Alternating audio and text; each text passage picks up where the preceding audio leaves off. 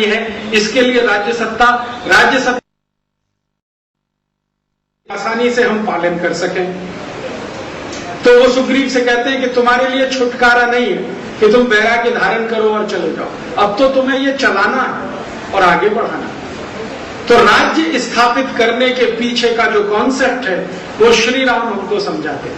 आर्थिक लूट से बचने के लिए राज्य चाहिए, राज्य की रक्षा के लिए सेना चाहिए, सेना के लिए धन संपत्ति चाहिए और धन संपत्ति इकट्ठा करने के लिए राज्य में उद्योग और व्यापार चाहिए। ये पूरा एक चक्र है और वो राम कहते हैं कि इसमें से अगर कुछ भी निकल गया तो सब चला जाए।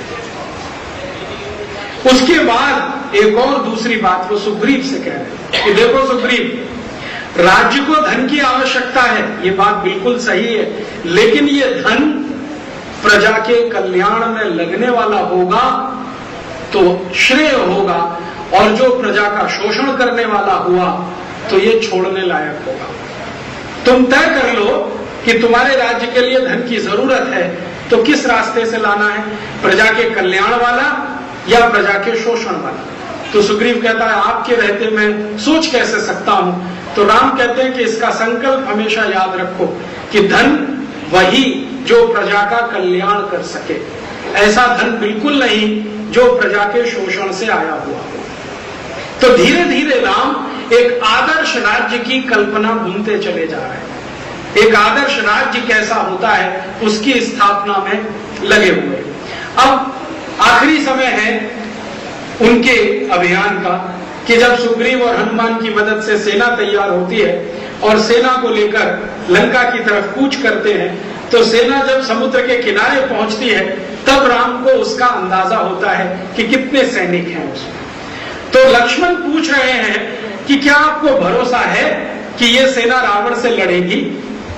तो राम उनको कहते हैं कि हाँ, भरोसा ही नहीं विश्वास है कि ये लड़ेगी ही नहीं, रावण को पराजित करेगी। तो कहने लगे वो कैसे? तो वो कह रहे हैं कि ये जो सब सैनिक है ना, ये फुल टाइमर नहीं है, पूर्णकालिक सैनिक नहीं है, ये सब अर्धकालिक है। माने ये राज्य के नागरिक हैं, अपनी जिंदगी चलाते हैं, अपना परिवार चलाते हैं। चूंकि ये रावण से पीड़ित हैं इसलिए मेरे साथ आए हैं और सेना में शामिल हुए। ये पूर्णकालिक सैनिक नहीं है, इसलिए इनकी भावना बड़ी है। ये पैसे के लिए नहीं लड़ने आए हैं, ये अपने सम्मान की रक्षा के लिए लड़ने के लिए आए हैं। इनकी जो पत्नियों को रावण उठा ले गया है उनको वापस लेने के लिए मेरे साथ आए। पूर्णकालिक सैनिक और अर्धकालिक सैनिक का मतलब जो वो समझा रहे हैं कि हम जिनको पगार देते हैं और वो सेना के लिए लड़ते हैं, उनका भरोसा नहीं। हमसे ज्यादा कोई पगार देगा तो वहां चले जाए, लेकिन इनमें कोई पगारधारी नहीं है। ये सब एक्टिविस्ट हैं, एक तरह से आज की भाषा में सोशल एक्टिविस्ट हैं। ये अपने अपने अपमान का बदला लेने के लिए रावण के खिलाफ है।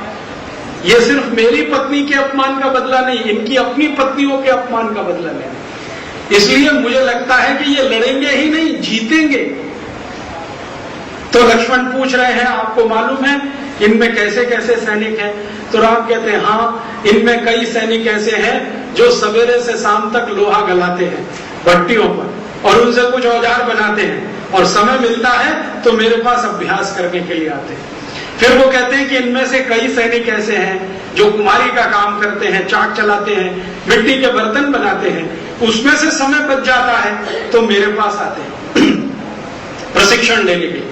फिर वो कहते हैं इनमें से कई सैनिक ऐसे हैं जो धागा बनाते हैं, कपड़ा बुनते हैं, बुनकर हैं, जब इनको समय मिल जाता है तो मेरे पास प्रशिक्षण लेते हैं। तो लोहार है, कुम्हार है, बुनकर है, धुनकर है, 18 जो हम जानते हैं ना गांव गांव में कारीगरी का काम करने वाले, वो सब रामचंद्र जी के सैनिक हैं। कारीगरों को सैनिक बना दिया, ऐसा कोई राजा हमने हजारों साल इस देश में देखा नहीं। कारीगरों को सैनिक बना दिया। जितने भी राजा हैं, दशरथ के पहले के 5 कुल, रघु से शुरू होता है और दशरथ तक आते 5 बीते हैं कुल। इन 5 समय में जितने भी राजा हुए हैं सबके पास पूर्णकालिक सैनिक हैं, पगार पर काम करने वाले सैनिक हैं। राम अकेले राजा हैं अपने कुल में जिनके पास एक भी सैनिक नहीं है जो पगार लेकर लड़े। वो तो लड़ रहे हैं इसलिए कि उनके सम्मान का प्रश्न। आप सोचो, साधारण से लोग जो लुहारी कुम्हारी बुनकरी का काम करते हैं उनको सैनिक बना दिया, ये तो कोई विरले ही लोग कर पाते हैं।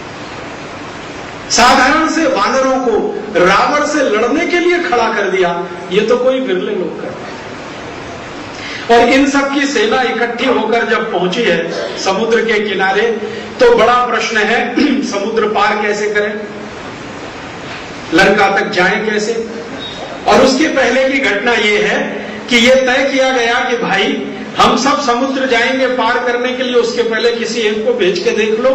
तो हनुमान को भेजा गया है, वो लंका पहुंचे हैं। पहुंचने के बाद वो सब जो उन्होंने किया है वो आप सब जानते हैं। लौट के हनुमान जी पूरा वर्णन कर रहे हैं, रावण ऐसा है, उसका व्यवहार ऐसा है, उसकी सेना इतनी है, महल ऐसा है, सुरक्षा इतनी है, पहुंचना मुश्किल है, वगैरह वगैरह।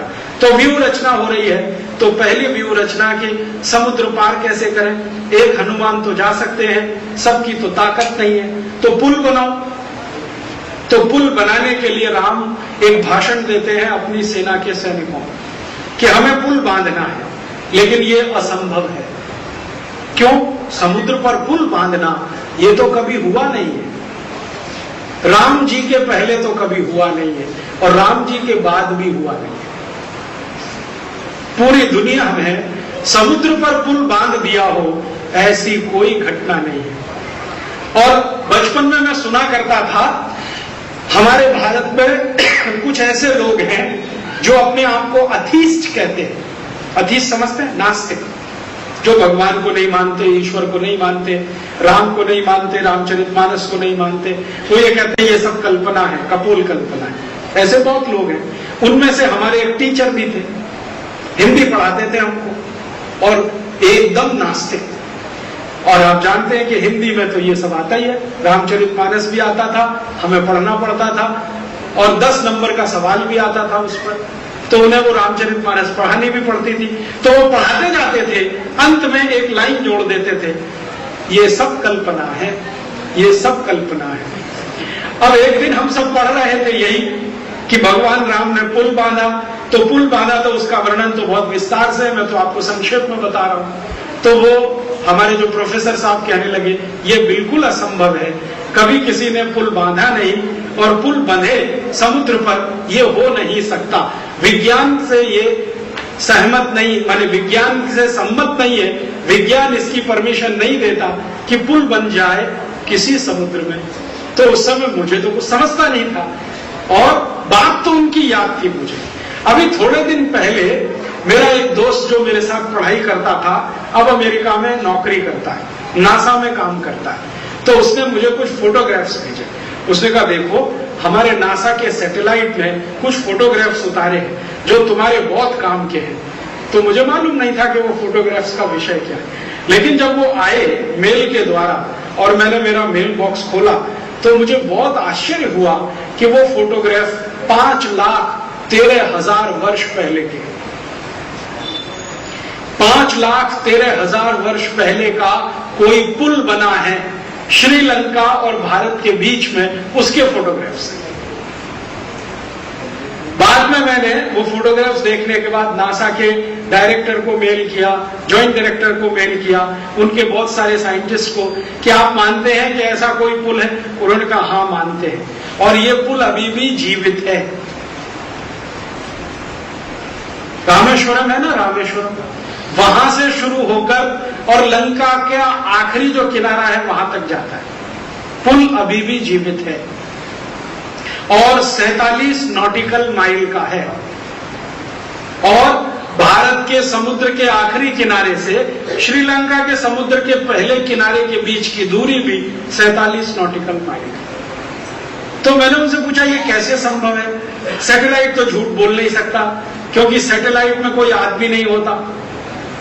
झूठ बोलने की आदत तो आदमियों को होती है, मशीन तो ज्यादा नहीं बोलती, और उसकी प्रोग्रामिंग भी वैसी नहीं है क्योंकि अमेरिका ने ये प्रोग्रामिंग फीड करके सैटेलाइट नहीं छोड़ा था कि उस पुल का ही फोटो लेना है। वो तो दुनिया भर के फोटो उतार रहा है, घूमता रहता है, फोटो उतारता रहता है। अभी फोटो आ गए उसकी पकड़ में तो हम देख रहे हैं। तो अब अमेरिका के नासा के सब वैज्ञानिकों ने मान लिया कि भारत देश में 5,13,000 साल पहले कोई पुल बना था और भगवान राम का समय ठीक आज से 5,13,000 कुछ 100 वर्ष का है, ठीक आज के समय से। तो यह सिद्ध हो गया कि पुल बना था। और वैज्ञानिक ये कहते हैं कि यह अद्भुत है, ऐसा पुल अद्भुत है। कैसे अद्भुत है? वो ये कहते हैं कि इस पुल को बनाने के लिए बहुत बड़े बड़े पत्थरों को समुद्र में डुबोया गया है। और वैज्ञानिकों ने यहां तक कह दिया है कि इन बड़े पत्थरों को समुद्र के तल तक पहुंचाने के लिए पत्थरों के साथ जहाजों को भी डुबोया गया। और कंबन रामायण में यह बात आती है कि भगवान राम ने नल और नील आप जानते हैं रामायण में है, नल और नील ये जो है ना सुग्रीव और हनुमान, इन्हीं के मित्र मंडली के दो लोग हैं, दोनों सिविल इंजीनियर। आज की भाषा में मैं कहूं वास्तु विशेषज्ञ हैं दोनों के दोनों, क्योंकि उनका वर्णन बहुत लंबा है कंब रामायण में। नल की विशेषताएं क्या है? नल की विशेषता यह है कि किसी भी तरह की सड़क का निर्माण, किसी भी तरह के भवन का निर्माण करने में सक्षम है नल। और नील की विशेषता क्या है? नील की विशेषता यह है कि पानी से जुड़ा जितना इंजीनियरिंग है, जिसको आज की भाषा में हाइड्रोलिक्स आप कहिए, उसका विशेषज्ञ है। तो ये नल और नील दोनों भाई हैं और राम की सेना के सैनिक बन गए हैं, क्योंकि ये सुग्रीव के दोस्त हैं, सुग्रीव राम के साथ आ गए। तो नल और नील ने पुल की नींव रखी है, ये हमने कंब रामायण में बार बार पढ़ा है।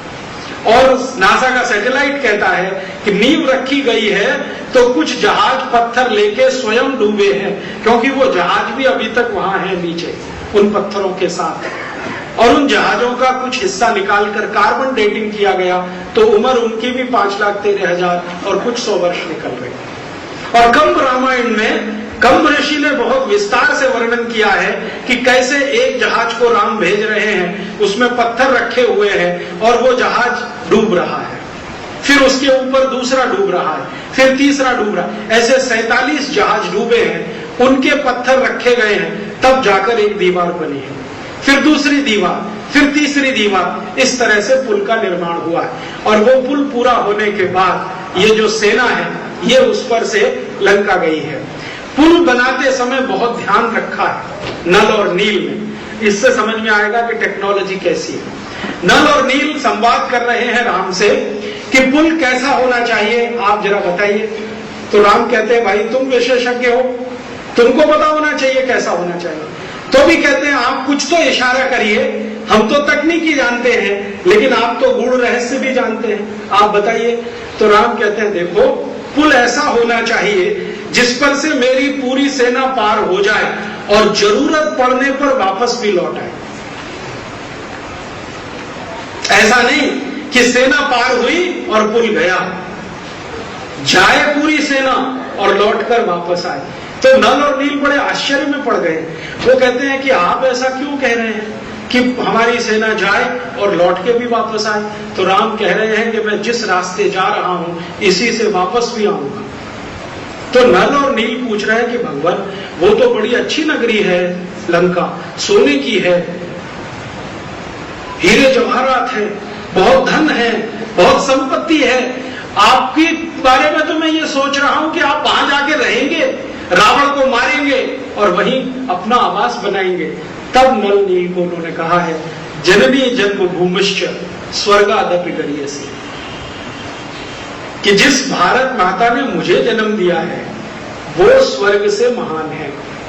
भले वहां सुविधाएं कम हैं, धन संपत्ति कम है, लेकिन मैं लौटूंगा अपनी जन्मदात्री के पास, मैं लंका में नहीं रहने वाला। इसलिए पुल बनाते समय ध्यान इस बात का रखो कि सेना जानी चाहिए और पूरी वापस आनी चाहिए, तब तक पुल टूटना नहीं चाहिए। तब नल और नील कहते हैं कि तब तो इसमें समय लगेगा। तो राम कहते हैं लगने दो, तब तक तुम समय लगाओ पुल बनाने में, मैं सेना का प्रशिक्षण करता हूं, दोनों काम होते हैं। तब कंब रामायण में एक वर्णन है कि नल और नील कोई विशेष तरह का एक पदार्थ तैयार कर रहे हैं जो पत्थरों को जोड़ने का काम करे, और ऐसा पदार्थ हो जो पानी में भी ना घुले। तो नल और नील को ये पदार्थ तैयार करने में 13 दिन लगे हैं, जड़ी बूटियों का और पत्थरों का चूरा बना के, लेकिन पदार्थ इतना अच्छा तैयार हुआ है कि 2 पत्थर के बीच में लगा दो तो पानी से भी ना घुले। और अब नासा ने ये मान लिया है कि जो पत्थर आपस में जुड़े हुए हैं कुछ अद्भुत पदार्थ से जुड़े हुए हैं जो 5,13,000 साल बीतने के बाद भी अभी तक घुला नहीं है, और पत्थरों को जोड़कर उसने अभी तक रखा हुआ है। इसका माने कोई तो सिविल इंजीनियरिंग की टेक्नोलॉजी रही होगी।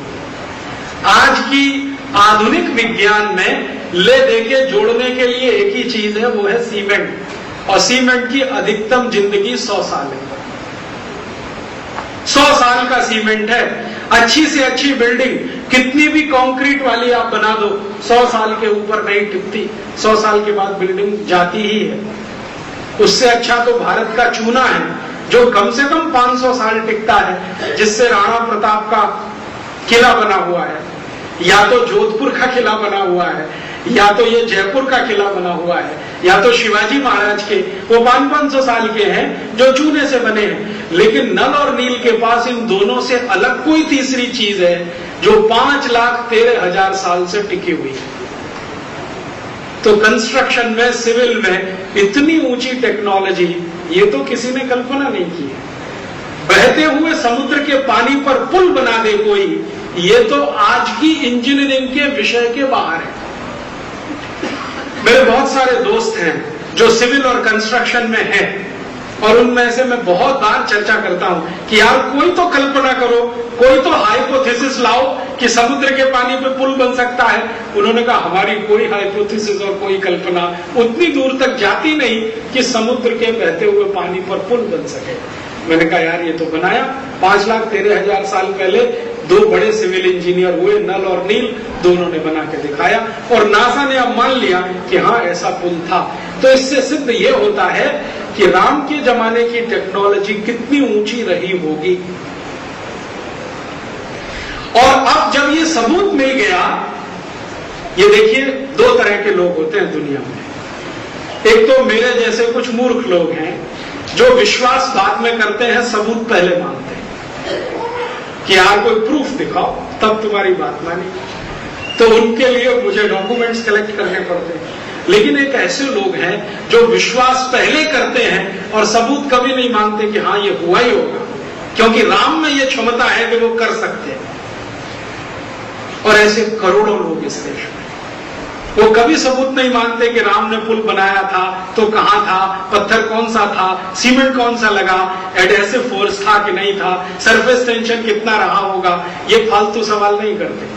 मेरे जैसे कुबुद्धि लोग जो थोड़े आधुनिक शिक्षा में पढ़ गए, वो डॉक्यूमेंट्स मांगते हैं। तो अब नासा ने वो डॉक्यूमेंट्स भी दे दिए। तो उनके आधार पर मैं अब वैज्ञानिकों से चर्चा करता हूं कि कल्पना कर सकते हैं ऐसा कोई पुल था। उन्होंने कहा हमारी विज्ञान तो फेल है।